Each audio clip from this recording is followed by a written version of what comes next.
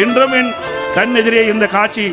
சட்டமன்றத்திலே பேசிக் கொண்டிருந்த பொழுது திடீரென்று அம்மா மீது தாக்குதல் தொடர்ந்தார்கள். புத்தகத்தை வீசி எறிந்து அம்மாவை தாக்கினார்கள். சில சட்டமன்ற உறுப்பினர்கள், சில அமைச்சர்கள் அம்மாவை தாக்கினார்கள். அம்மா தலைமுடியை பிடித்து இழுத்தார்கள், அம்மா சேலை பிடித்து இழுத்தார்கள். அப்படிப்பட்ட கோர காட்சி சட்டமன்ற மாமன்றத்திலே நடைபெற்றுகின்ற நிகழ்வு. இப்படிப்பட்டவர்களெல்லாம் ஆட்சிக்கு வந்தால் எப்படி இருக்கும் என்பதை நாம் உணர வேண்டும்.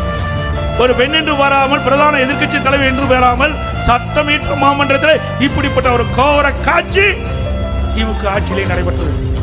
அப்பொழுது நம்முடைய இதய புரட்சி தலைவி அம்மா அவர்கள் சபதம் ஏற்றார்கள்.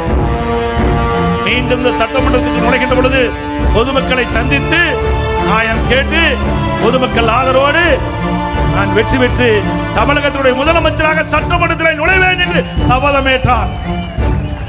அதே போல மக்களை சந்தித்தார், நியாயம் கேட்டார், அதிக இடங்களை வெற்றி பெற்றார். தமிழகத்துடைய முதலமைச்சராக சட்டமன்றத்திலே நுழைந்தார். அதுதான் அனைத்து இந்திய அண்ணா திராவிட முன்னேற்ற வரலாறு.